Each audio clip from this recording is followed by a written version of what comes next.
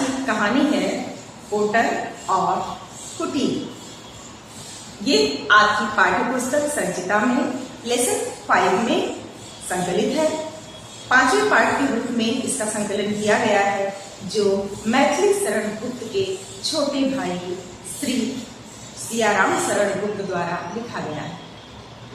हम सब जानते हैं हमारे राष्ट्रीय कवि मैथिली शरण गुप्त राष्ट्रीय भावनाओं से ओत-प्रोत थे और अपनी संस्कृति की मान मर्यादा और अपनी परंपराओं की रक्षा करने वाले काव्य लिखा करते थे। बहुत से पारंपरिक और पौराणिक काव्य उन्होंने लिखे हैं, खंड काव्य, महाकाव्य, सब कुछ। और उन्हीं के छोटे भाई श्री सियाराम शरण गुप्त द्वारा रचित यह रचना है, जिन्होंने कई खंड काव्यों की रचना की है और सामाजिक जनजागरण में भी इनका महत्वपूर्ण योगदान है। इन्होंने ऐसी कविताएं लिखी हैं जिससे तत्कालीन सामाजिक और राजनीतिक व्यवस्था को भी इन्होंने उजागर करने का प्रयास किया है। लेकिन हमारी आज की जो कहानी है कोटर और कुटीर, वह अपने संस्कारों के प्रति, अपनी परंपराओं के प्रति दृढ़ रहने की भावना को प्रस्तुत करती है। इस कहानी में 2 छोटे छोटे भाग हैं, जिसमें एक तरफ एक चातक पिता और पुत्र, यानी कि एक चातक पंछी का जोड़ा है, जिसमें एक पिता है और उसका पुत्र है।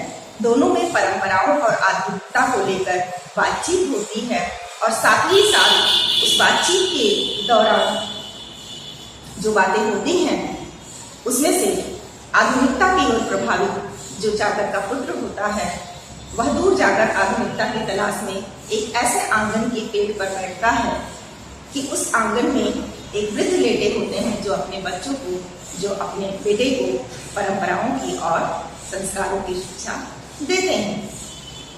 वहां ऐसी क्या घटना होती है जिससे प्रभावित होकर चातक भी अपने संस्कारों के प्रति, अपने परंपराओं के प्रति दृढ़ रहने की शपथ लेता है। आइए कहानी पढ़कर देखते हैं।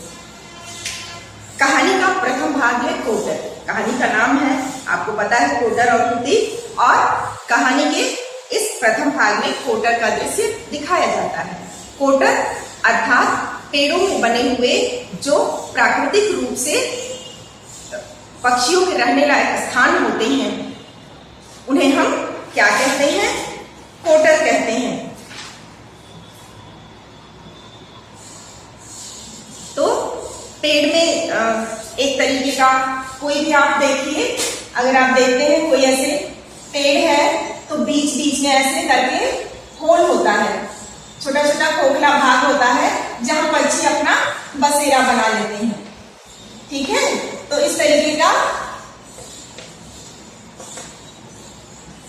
कोटर होता है, जिसको कहते हैं कोटर। जो खोखला भाग होता है पेड़ का, जिसमें प्रायः छोटे छोटे चिड़िया पंछी अपना निवास स्थान बना लेते हैं, उसी को कोटर कहते हैं। ये घोंसला नहीं होता, घोंसला टिंकों से बनता है, लेकिन प्राकृतिक रूप से जो पेड़ की टहनियों, डालियों में या तने में जो उसका खोखला भाग होता है, जहां पक्षी अपने रहने लायक स्थान बसेरा पा जाते हैं, उस स्थान को कोटर कहते हैं। तो जो पहला दृश्य दिखाया गया है वह एक कोटर का दिखाया गया है।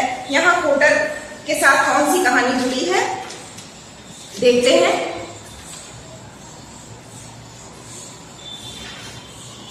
दोपहरी का समय था। सूर्य अग्निशलाकाओं से पृथ्वी का शरीर दग्ध कर रहा था। वृक्षों के पत्ते निस्पंद थे, मानो किसी भयंकर कांड की आशंका से सांस सी साधे खड़े थे। इसी समय अपने छोटे से कोटर के भीतर बैठे हुए चातक पुत्र ने कहा, पिता। चातक ने अपनी चोंच कुमार की पीठ पर फेरते हुए प्यार से कहा, क्या है बेटा? प्यास के मारे चोंच तक प्राण आ गए हैं। बेटा अधीर न हो, समय सदा एक सा नहीं रहता।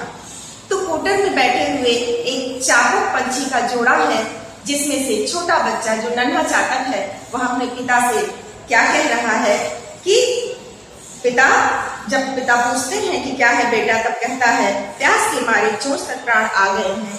दोपहर का उल्लेख है कि इतनी कड़ी दोपहर है कि ऐसा लग रहा है कि सूर्य ने अग्निशलाकाओं से, अग्नि की रश्मियां नहीं कह रहे, अग्निशलाकाओं से सीधे पूरी धरती को बेध दिया है, दग्ध कर दिया है, ऐसा लग रहा था। कि सीधे आग बरस रहा हो। इतनी तपती दोपहरी में प्यास से व्याकुल जो चातक पक्षी है उसका बच्चा बहुत व्याकुल हो गया और व्याकुल होकर उसने पिता से कहा कि मुझे बहुत प्यास लगी है, ऐसा लग रहा है जैसे प्राण निकल जाएंगे, प्राण मेरे चोंच तक आ गए हैं। इसका अर्थ है कि मुझे इतनी अधिक प्यास लग रही है कि जैसे मेरे अंदर से मेरे प्राण निकल जाएंगे। तब पिता कहता है बेटा अधीर न हो, समय सदा एक सा नहीं रहता। तब पिता क्या समझाता है कि बेटा समय हमेशा बराबर नहीं रहता, कभी धूप है तो कभी छांव है, कभी दुख है तो कभी सुख है, ये सभी जीवन का अंत है। आज गर्मी है तो गर्मी चली ही जाएगी। आप सभी को याद होगा कि चातक एक ऐसा पक्षी है जिसके बारे में कहा जाता है कि चातक सभी स्थानों का जल नहीं पीते, चातक केवल स्वाति नक्षत्र में बरसे हुए बूंदों को ही पीते हैं जो सीधे आकाश से बरसता है, और उसी समय वे अपने आप को इतना तृप्त कर लेते हैं कि फिर वर्ष भर तक फिर से जब तक स्वाति नक्षत्र ना आ जाए और स्वाति नक्षत्र की बारिश ना हो वो तब तक कहीं और का पानी नहीं पीते, किसी और बादल का बरसा हुआ पानी नहीं पीते। वे सिर्फ स्वाति नक्षत्र की बूंद ही पीते हैं, ग्रहण करते हैं। ऐसे में जब गर्मी बहुत बढ़ गई और वह बच्चा जो छोटा सा शावक है, वह पक्षी जो है वह क्या कह रहा है नन्हा सा कि पिता मेरे प्राण इतने व्याकुल हैं कि ऐसा लग रहा है कि प्यास के मारे मेरे प्राण निकल जाएंगे। फिर भी उसके पिता कहते हैं कि हमें अपने संस्कारों पर दृढ़ रहना चाहिए, हम इधर उधर का पानी नहीं पी सकते, इसलिए तुम धैर्य धारण करो। तो यही तो मैं भी कहता हूँ, समय सदा एक सा नहीं रहता। पुरानी बातें समय के लिए थी, आप अब भी उन्हें इसी तरह छाती से चिपकाए हुए हैं जिस तरह बानरी मरे बच्चे को चिपकाए रहती है। घनश्याम की बाट जोहते रहिए, अब मुझसे यह नहीं सध सकता। वे कहता है जो बच्चा है कि मैं भी आपसे यही कह रहा हूँ पिताजी, समय एक सा नहीं रहता। वो पुराने जमाने की बातें थी जब आप उसी परंपरा पर अपने आप को अटल रखते थे कि आप स्वाति नक्षत्र का ही पानी पिएंगे। अब समय बदल गया है, अब जमाना बदल गया है और हमें बदलते हुए जमाने के अनुसार ही चलना चाहिए। और आप तो उस पुरानी परंपरा को इस तरह से छाती से चिपकाए पड़े बैठे हैं, अर्थात अपने हृदय में लगाए बैठे हैं, उसको छोड़ना नहीं चाह रहे हैं। जैसे एक वानरी, एक जो बंदर होता है, मादा बंदरिया होती है, वह क्या करती है कि अपने मरे हुए बच्चे को भी छाती से चिपकाए घूमती है। अर्थात वह कहना चाह रहा है कि वे परंपराएं, वे रूढ़ियां, वे नियम जो बहुत प्राचीन हो गई हैं, आज जीर्ण शीर्ण हो गई हैं और जिनका अब कोई अस्तित्व नहीं है, ऐसे परंपराओं को आज भी मानने या अपनाने का क्या लाभ कि हम स्वयं प्राण व्याकुल हो रहा है गर्मी से, लेकिन हम कोई और जल ना पिए। ये कहाँ की बात है। समय और परिस्थिति के अनुसार व्यक्ति को, मनुष्य को भी बदलना चाहिए और परंपराओं को भी बदलना चाहिए। हमें पुरानी परंपराओं में जकड़कर नहीं रहना चाहिए। वे कहता है कि घनश्याम की बाट जोहते रहिए, मुझसे अब यह नहीं सध सकता। वह कहता है कि अगर आपको उन्हीं पुरानी रूढ़ियों परंपराओं में जकड़े रहना है कि मैं किन परंपराओं पर क्यों प्यास से व्याकुल है चातक और पिता पानी नहीं पीने दे रहा है, क्योंकि उसका विश्वास है कि हम केवल और केवल स्वाति नक्षत्र की बूंदों को ग्रहण करते हैं, तो हम अन्य कहीं से भी जल ग्रहण नहीं करेंगे, अन्य किसी स्थान से किसी और रूप में जल को ग्रहण नहीं करेंगे। जबकि जो नन्हा चातक है, नई जनरेशन का है, वह विरोध कर रहा है कि ऐसी परंपराओं से को मानने से क्या लाभ, जिससे हमारे प्राण व्याकुल हो जाए और हम पानी तक न पिए। ऐसी परंपराओं से क्या लाभ कि जिसके कारण हमारा जीवन ही संकट में पड़ जाए। उसका सीधा सा यही विश्वास है कि ऐसी परंपराओं को मानने से क्या लाभ, ऐसी रूढ़ियों में जकड़े रहने से क्या लाभ, जिनको मानते मानते हम क्या हो जाएं, हमारे प्राण संकट में पड़ जाएं, हम मुसीबत में पड़ जाएं, लेकिन हम फिर भी वह प्राचीन के प्रति व्यामोह न छोड़े, उन परंपराओं के प्रति अपना मोह न छोड़े। ऐसा कहकर वह कहता है कि यदि आपको मानना है तो आप मानिए, आप घनश्याम अर्थात उन काले बादलों की, यहाँ घनश्याम का अर्थ कृष्ण भगवान से नहीं है, यहाँ घनश्याम का शाब्दिक अर्थ लिया गया है कि आप उन बादलों की राह जोहते रहिए कि वे बादल आएंगे स्वाति नक्षत्र की और आप उसकी बूंद पिएंगे। मैं तो अब ये सब नहीं बर्दाश्त कर सकता। वह कहता है मैं यह सब नहीं सह सकता, घनश्याम के सिवा हम और किसी का जल ग्रहण नहीं करते, यही हमारे कुल का व्रत है। इस व्रत के कारण अपने गोत्र में न तो किसी की मृत्यु हुई और न कोई दूसरा अनर्थ। जो पिता चातक है वह पुत्र को समझा रहा है कि बेटा, जो संस्कार हमारे हैं वही हमारा व्रत है। हमारे कुल में अर्थात चातक कुल में ऐसा कभी नहीं हुआ है कि पानी ना पीने के कारण किसी की मृत्यु हुई हो। हम तो बादलों का ही जल पीते आ रहे हैं और बादलों के बरसने पर ही पिएंगे। हमारे कुल में ऐसा कोई नहीं है जिसने इस व्रत का अर्थात कि हम बादलों का ही जल ग्रहण करेंगे, हम घनश्याम का ही जल ग्रहण करते हैं, हम इधर उधर से जल नहीं पीते। चातक पक्षी कभी जमीन का जल, नदियों का, पोखरों का, किसी भी ऐसे पॉन्ड्स वगैरह किसी भी ऐसे स्थान का जल नहीं पीते जो रुका हुआ हो, वह सिर्फ सीधे बादल का जल ही ग्रहण करते हैं। उसमें भी प्रायः कहा जाता है, हमारी मान्यता है कि चातक स्वाति नक्षत्र के जल को ही ग्रहण करते हैं। तो वह कह रहे हैं कि जो हमारी परंपराएं हैं वह हमारा व्रत है और उनके द्वारा ही हमारा अस्तित्व टिका हुआ है कि हम चातक हैं, हमारी पहचान टिकी हुई है। इसलिए मैं तो इन परंपराओं को छोड़ने की बात नहीं मानूंगा।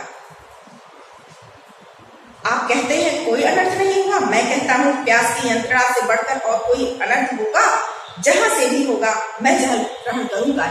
वह जो नन्हा युवा, जो नन्हा बच्चा है चातक का, वह कहता है आपको मानना है तो मानिए, आप कैसे नहीं मानते हैं कि प्यास से तड़पते रहना कोई अनर्थ नहीं है।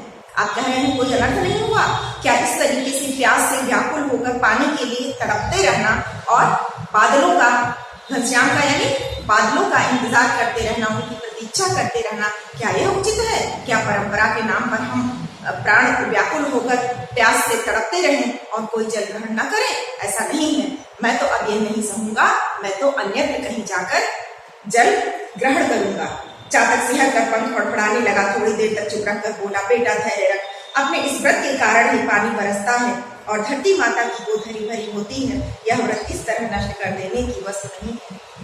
अब जो चातक पिता है वह अपने बेटे को समझाने का प्रयास करता है कि हमारी पहचान हमारे इसी व्रत से है कि हम बादल का ही जल पीते हैं और बादलों को भी पता है कि हम अगर नहीं बरसेंगे तो चातक क्या पिएगा। शायद ईश्वर की भी यही इच्छा है, इसीलिए ईश्वर हमारे लिए बादलों का पानी बरसाते हैं। बादल हमारे लिए ही आते हैं, हमारे इस व्रत को पूरा करने के लिए आते हैं। प्रकृति भी जब हमारा साथ देती है तो हम अपनी पहचान को अर्थात इस व्रत को क्यों तोड़े कि हम बादलों का ही जल ग्रहण करते हैं, अन्यत्र किसी स्थान का नहीं। इस प्रकार पिता पुत्र में बातें शुरू हो जाती हैं परंपराओं को लेकर और आधुनिकता को लेकर। जो छोटा बच्चा चातक है वह आधुनिकता का पक्षधर है, वह समय के साथ मानव मूल्यों में और प्राणी मात्र के लिए जो उनके नैतिक मूल्य हैं उनमें परिवर्तन चाहता है। जबकि जो चातक है वह अपनी पुराने संस्कारों और पुराने परंपराओं में जकड़ा हुआ है और उसका मानना है कि हमारी पहचान, हमारी ये संस्कृति है, हमारे संस्कार और व्रत हैं,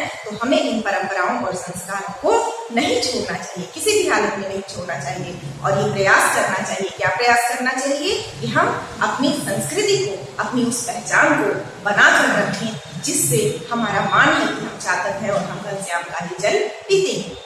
आगे दोनों के बीच क्या वार्तालाप होती है और उनकी बहस कितनी आगे बढ़ती है, उसका क्या परिणाम होता है, इसकी चर्चा हम अगले भाग में करेंगे।